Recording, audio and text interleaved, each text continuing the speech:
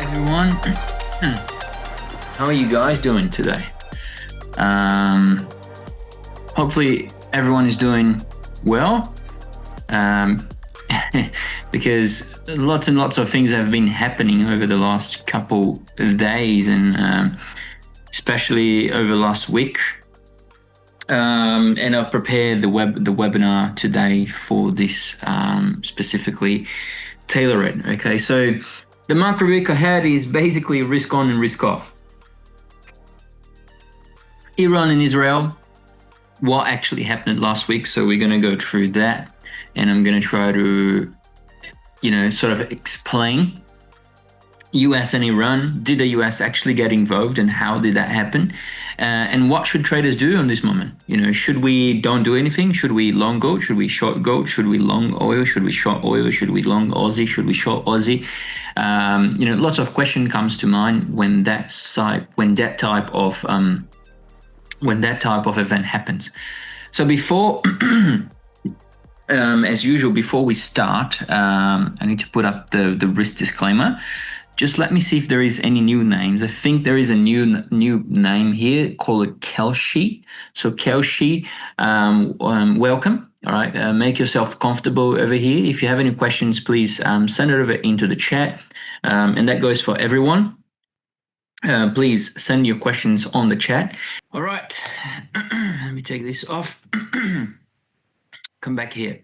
All right, so what happened? All right, so that's the first question.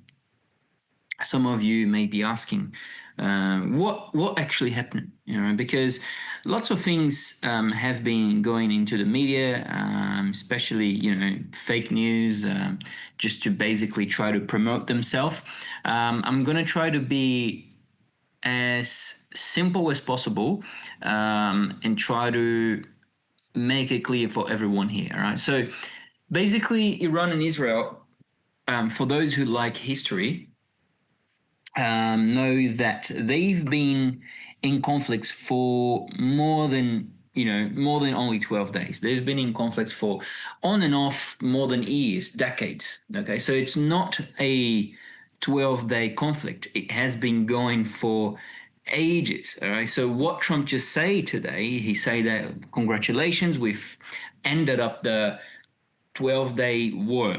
But in a sense, that war that he calls war have been going for months, years, decades. Okay, so it's not only a few days.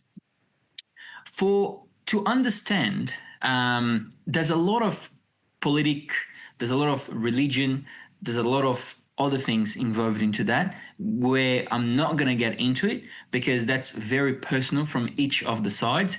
Because people from one side of the world may think that that's positive for Iran.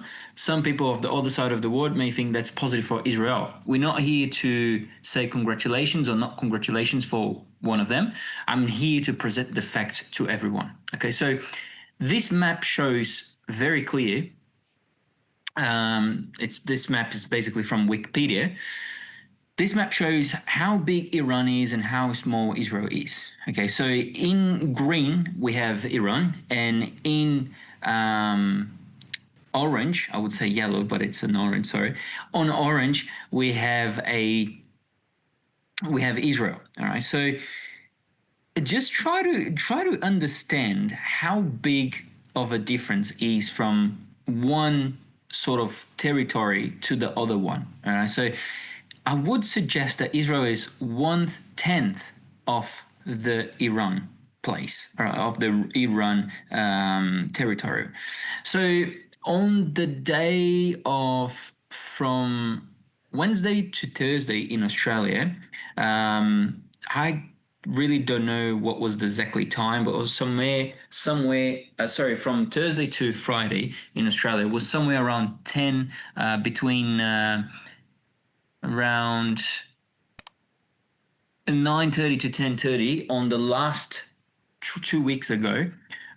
We've had Israel attacking Iran, for the simple reason that Iran was closest enough to finalize the nuclear weapons that they've been trying for a few years. All right, And of course, looking at history, looking at basically data, Iran would use that against Israel.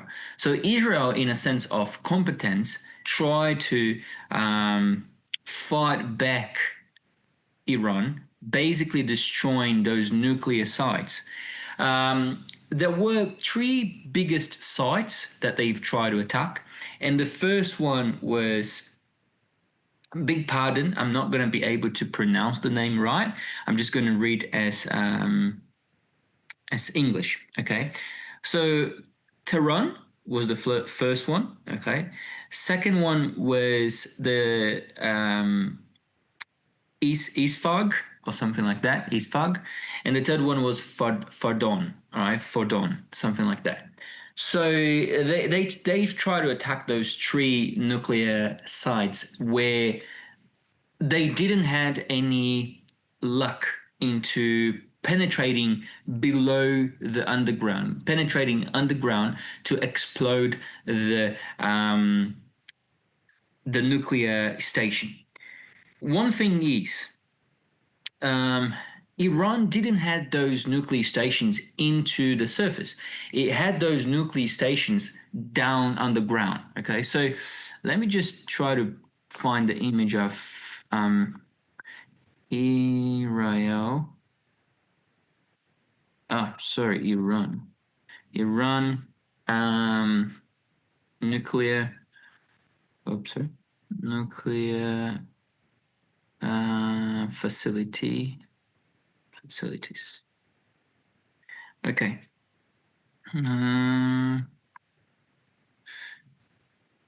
There you go. That's the name. So Isfahan, Bordeaux, and Natanz. Okay, so these are the where it was the nuclear facilities. Well, there's one I had a really nice footage of scene.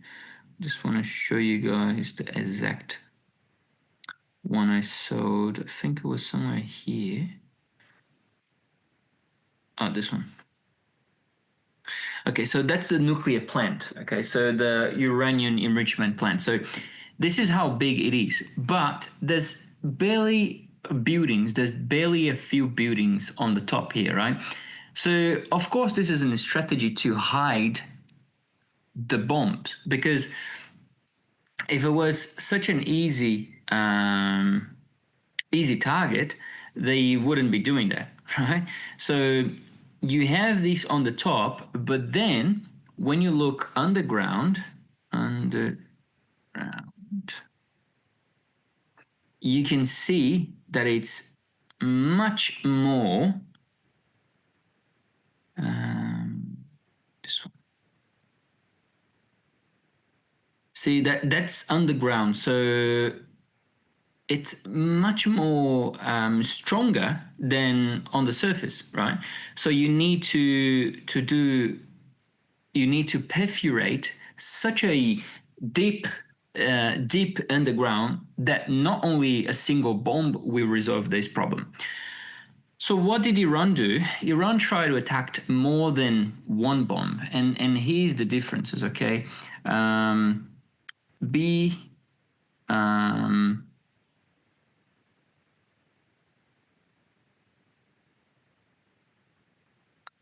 That's the other thing I want to show later. So there's the other stuff I want to show, the B2. B2 bomber. And then there's this thing here I want to show as well. That is the comparison of bombs. Comparison of bombs, Israel and USA. All right. Images. That's, I've sent it on the Telegram. I may just get out on the Telegram because that's easier to have it. Anyways, and so Israel tried to use they own bombs to destroy Iran nuclear sites. That was indeed in a sense done, but not the underground. Okay, because yeah, they would need to rebuild the whole top of the building, but the underground, what's actually, that was being built, nothing happened. So, in a sense, the attack didn't been very, I would say, successful. All right, it was successful in a sense because they attacked it, but it wasn't that successful in another sense because they didn't affect in the actual where they wanted to be. Because, sorry, because the bombs that they got is not enough to perforate the underground deeper enough as the US bombs did. Okay, so that's the first thing. Yeah, so that was exactly what happened. Israel and Israel. So they had the escalation and it unfolded in Israel launching targeted strikes against Iranian positions and then prompting fears of a broader regional conflict. Now that's the thing. Of course, the market reacted. So we had on last week a very risk-off appetite. And we can see that on, of course, DXY. Okay, so let me just zoom here. And you guys can see right here, that's the start of the war. And that's the breakout of here, of this top. And then the money flows in. And then we have all of this uptrend until now. Okay, that's because last Monday, well, this Monday, 23rd of June, investors were looking to safety because USA this Sunday, 22nd of June, had the escalation further and attacked Iran nuclear facilities. And that's where everything gets interesting because the whole market since here all the way down to here, we were up somewhere around this to this. We were up around 1.75% into DXY. That's quite a lot. Right? It's not huge, but it's quite a lot, and it's basically throughout a span of time of 2 weeks. Then we had Trump attacking Iran, and he made very clear that he would do that. Right. So before this, we had Trump saying plenty of times on Truth social media. I'm going to show that in a second, that he would do what he did, and he even alerted the civilians to leave Iran promptly because he wanted to do something. He didn't tell what he's going to do, so no one knew. But definitely he was going to do something. So market goes into anxiety, let's say, or uncertainty over the weekend, and happens what it did. So USA had a massive operation. It sounds very easy, okay, but it had a massive operation of attacking Iran. Now, that's where this guy here gets in action. All right, so that's owned by the Northrop, and it's called the B-2 bomber. Okay, it's mainly used to bomb other countries. All right, and the capacity of flight, well, the capacity of length of flying, it's huge. All right.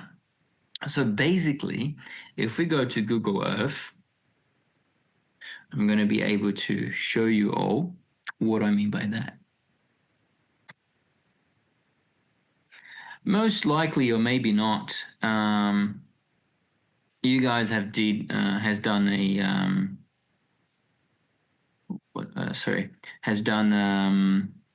international flight, maybe a domestic flight, or anything like that. But here is where USA is. Just a second. All right. So the plane, the B-2 bomber, he took off in Michigan. All right. On the Friday morning, 11 a.m. on Friday morning, if I'm not wrong. There were two main routes that he could do. So from Michigan, he could basically fly, oopsie, over here, okay?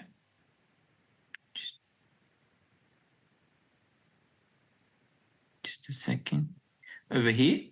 So from this point, he could go and fly from here, and then that's it. That's around, let me check how, that's huge. What they did was completely different. Okay. So they came from here and they did all of the round, around here, to New Zealand, to Australia, and then up, up, up, up, a little bit more, and then down, and then here. So they gave all of these around to not get detected, because that's the easiest path they would do, right? So let's do the other way around. So that flight took 3 days without stopping, okay? And that's only possible because of the KC-135's Stratotanker. This plane, it's possible to fill the other plane into flight, okay? So exactly as it is. Just drink some water. So exactly like this was done with this guy here, the B-2 bomber, okay? It wasn't only one. I think it was 2 or 3 B-2 that did that job on Sunday, all right?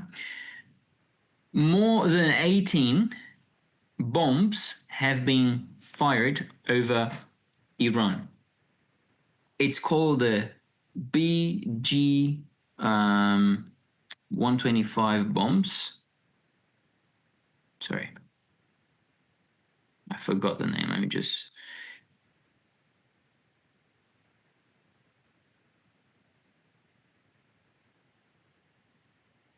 Let me just 14 mop. No, that's not the one. I'm just going to images. Yeah.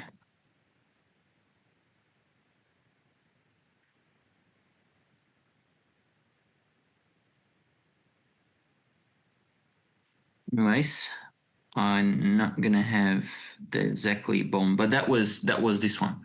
So this bomb is huge, as you guys can see. It's not the biggest one. Okay, it's not the biggest bomb from USA. USA have bigger bombers, has bigger bombs than that one. So it's this one is the biggest bomb they have, is the mother of bombs, the Mob 432, but this is the one that they used on the day. All right, so they used a few of them. They used, I think, 18 or 20 of those. And why is it so, in a sense, you can call, why is it so destructive? Okay, well, first of all, let's see where US went. So they attacked only 3 places. They attacked the Fordo, the Natsan, and Isfahan. All right. So those places were attacked very strategically because these were where the nuclear weapons were being created. Okay, the nuclear facilities, and the way this plane works is because he can go such a high level, like above a normal pilot could go, that he drops those bombs. Sorry, he drops these bombs, and then these bombs have a little sensor like this, you can see, that sort of drives where the bomb goes. So when it drops, it gets like that. And then this bomb weighs over 13,000 kilos. All right. Just a comparison you guys know. I have a Golf GDI 2019, and that car weighs 1,000 kilos. So a normal car would rate somewhere around, like not an SUV or anything, 1,000 to 2,000 kilos. All right. A The bomb the USA used against Iran was basically 13 times 13 cars, 13 everyday cars. All right. So it's only one. They've used plenty. They've used more than 18 bombs, 16 to 20 bombs they've used. So that's the reason why it's so strong. Because when it reaches the soil, when it reaches the ground, it basically perforates over 60 meters down over the perforates over 60 meters down the underground. So then when it's there, it explodes. So the damage was was an obliteration. Okay, no way to reconstruct that because it's literally so big. I don't know if I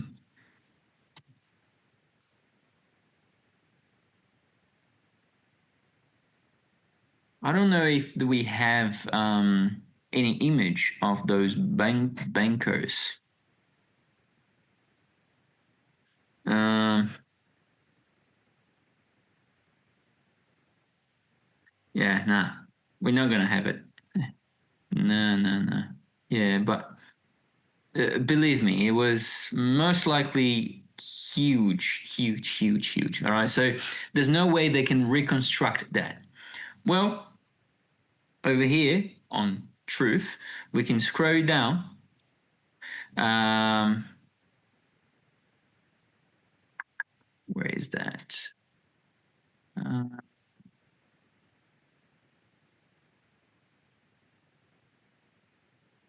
when is this?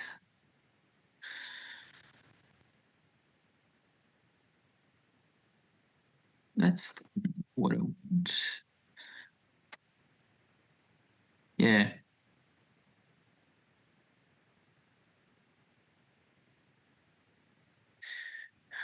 it was somewhere here. Okay. Yeah, I'm not logged in. Yeah, sorry. But anyways, I put it up on Telegram. So let me just you guys most likely saw that.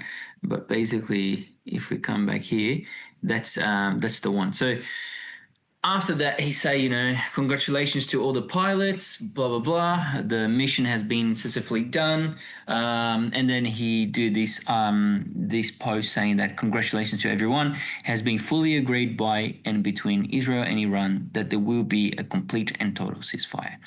And then he says in approximately 6 hours from now, when Israel and Iran have wound down and completed the in progress final missions for 12 hours, at which point the war will be considered ended. All right, so officially, Iran will start the ceasefire, and upon the 12-hour, Israel will start the ceasefire, and upon the 24 hours, an official end to the 12-day war will be saluted by the word. During each ceasefire, the other side will remain peaceful and respectful, on the assumption that everything works as it should, which it will. I would like to congratulate both countries, Iran and Israel, on having the stamina, courage, and intelligence to end what should be called the 12-day war. This is a war that could have gone for years and destroyed the entire Middle East, but it didn't, and it never will. God bless Israel, God bless Iran, God bless the Middle East, God bless the United States of America, God bless the word, Donald J. Trump, President of the United States of America. Go. So, what should I say, my friends? Once that news came out, literally what happened. So, okay, so we tick over. So, US and Iran, did the US get involved? Yes. The US conducted airstrikes targeting Iran's nuclear infrastructure, significantly rising tensions and widening the scope of the conflict. What should traders do on this moment? Well, if we look, that was exactly today. Okay, so let me close this. This as well. This as well. this one. So after this today, so 24th of June, that was at 8:02 a.m. in Australia time. All right, so it just depends on what time zone you are, but that was today. After that, we had a wild move into the market. All right, so let me take this off, and we had this whole move happening.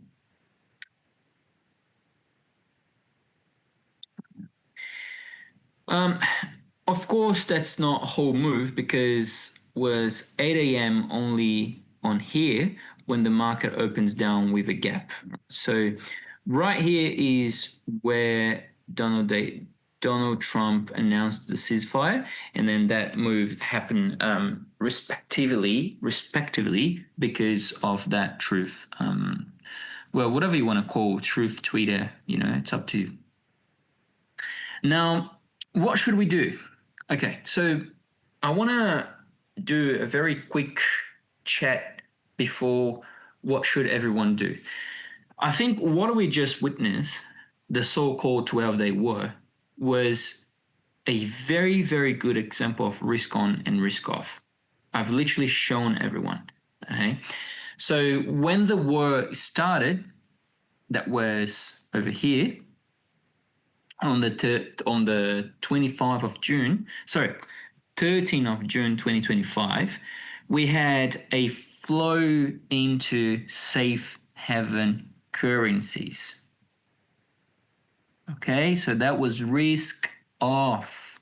So risk off is traders, market makers, option dealers, hedge funds, portfolio managers don't want to take the risk because there is too much uncertainty into the market. So they don't want to take the risk, and they basically look for safer assets that they know it's going to perform well when that sort of events are happening around the globe. And that is US dollar, one of them. Gold, one of them.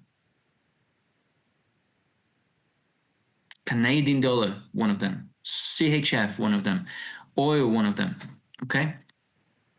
So I think that's very clear. Then, when Trump attacked Iran, that was a risk on. Okay?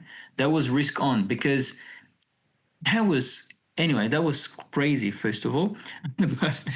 but second, the market opens with the gap up into Monday, and then we saw petroleum WTI prices all the way up as well, as we can see here. Just a second.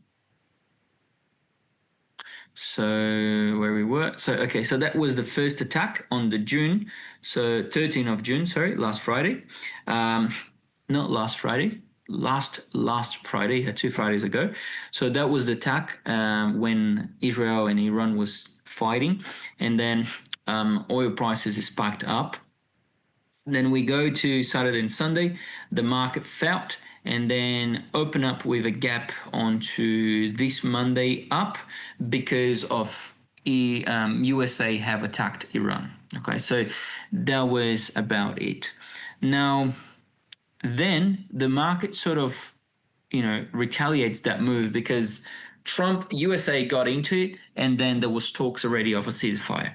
Then Trump announced the actual ceasefire, and the market just continues to drop. Okay, there's a support somewhere around 63 to 157. And I've wrote it down on my blog today saying that if the ceasefire is a bluff, because when Donald Trump announced that on Truth, neither of the governments like Iran or Israel have actually said we agreed on the ceasefire. So that was first thing. And the second thing is that was basically Trump saying, and no one had any backs onto that data, right? So, then a few hours later, like maybe 2 hours later at 10:30, 11 a.m. in the morning here in Australia, we actually got the official statement from Iran and Israel saying that they agreed on the ceasefire. And then gold goes down because back to risk on, and gold is only good when there is risk on, risk off into the market. So as we can see, gold has been selling quite heavily, okay? And that's good because you could catch this trade just today, like you saw that. I've done the market morning update for everyone. You like 3 hours ago, you could catch this trend down over here, okay? Like literally over here and then down to maybe $3,000 now. Okay, so it's a big move down, but anyways, so did I make that clear? Does anyone have any questions about risk on and risk off? Because that's the whole thing about this week. The macro week ahead is risk on and risk off. Do you have any questions? Do you, anything like that? Sweet say that 3 hours ago was dad's leap.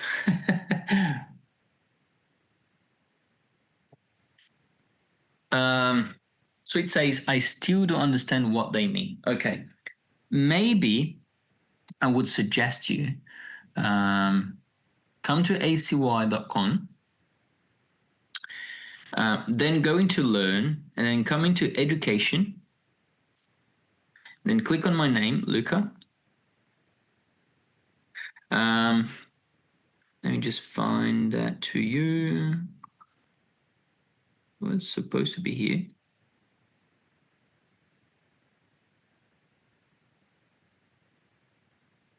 Well, oh, it's the second page. There you go. So this one is really great. I've write down that one, and also this one here. Okay, it's really great as well. So you should read this. It's called context. Okay, and you should read this one as well. Leading or lagging indicators. Okay. This will give you somewhat of a sense about risk on and risk off, but say less because I'm going to do one this week. So literally call it risk on and risk off. How to trade risk on and risk off for everyone. Let me just send the link on the chat. So both of the links are into the chat. So you guys should read that. It's really great. And also I'm going to do over the week. So next week, most likely you guys are going to have access to the risk on, risk off strategy. Okay. So how to trade risk on and how to trade risk off. So that being said, I think I've made very clear. Now, what should a trader do? Well, I think at the moment we should be looking to sell any related risk off currencies, okay? Because as we are on risk on, Australian dollar, New Zealand dollar, Japanese yen, all of the Asian currencies will perform better than euro, than let's say US dollar, than GBP, CHF, let's say US dollar CHF, for instance. We can see that it's performing very bad, the US dollar is performing very bad, but the CHF is being very strong. So that's a sell move, okay?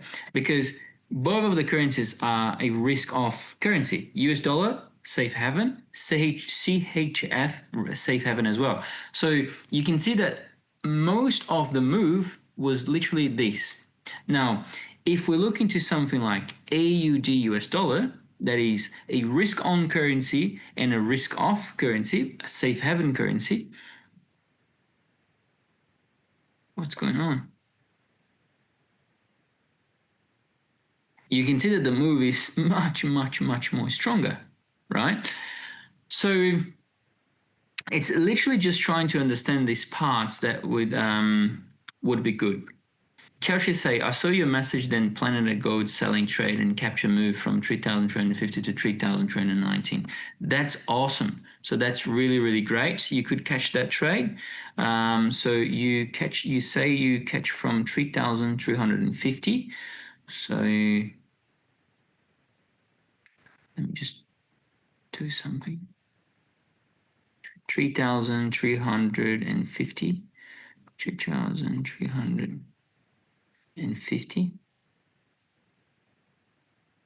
and 3,319.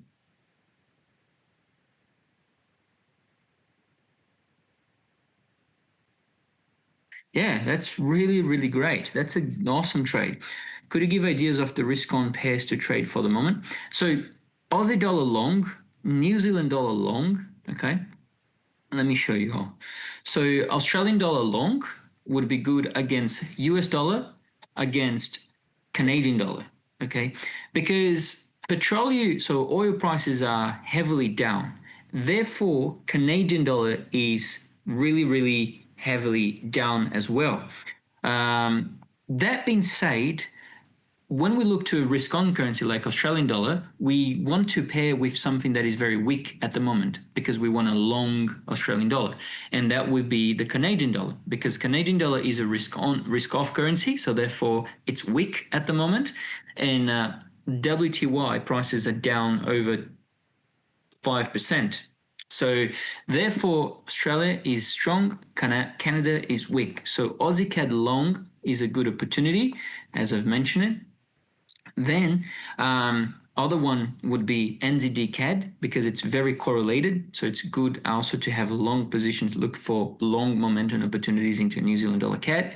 Then we can go for any Australian pairs against like USD, Euro. So if we go Euro, AUD would be good short positions. Okay. Euro CAD would be good long positions because Canadian dollar is really weak. So it would be good long positions on that. Equities, all right. So Tesla, Amazon stock, NASDAQ, German 40, anything, Nikkei, all of them should be looking to go higher, okay, because they are on a risk on market, risk on regime. So let's say Tesla, for instance. Yeah, so Tesla is up, Amazon didn't felt much. NASDAQ, yeah, NASDAQ is hugely up because, you know, investors are looking to get risk. So anything that is not fixed income, they're looking to get. US 100, yeah, S&P 500, US 100, sorry. What's going on? US 100. US 100, same thing as NASDAQ. So yeah, up as well.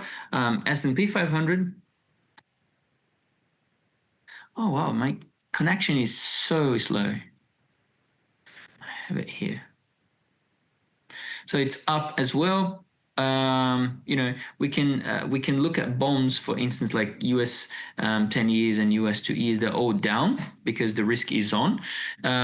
So yeah, trading those currencies and shorting gold is a good opportunity for the week ahead.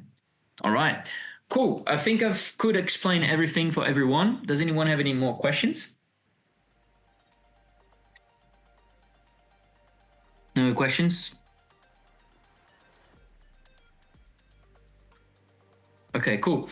All right, guys. So hopefully you could learn a little bit more of what just happened over the weekend, of the last week as well, plus what could be the potential outcomes for the next couple of days. I'm always available on Telegram, so if you want to shoot me a message, definitely go and do it. And we'll be back tomorrow, same time from 4 to 5 p.m. All right, cool. Thank you. I'm so looking forward for your next meeting on risk on and risk off. Muito obrigado. Thank you so much for your time and knowledge. Not a problem, guys. It's always good to have everyone here, and I look forward to see everyone back tomorrow. Thank you all. Have a great day or a great morning or a great afternoon, not too sure where you are around the globe, and I'll chat to you tomorrow. Bye bye, guys. See you.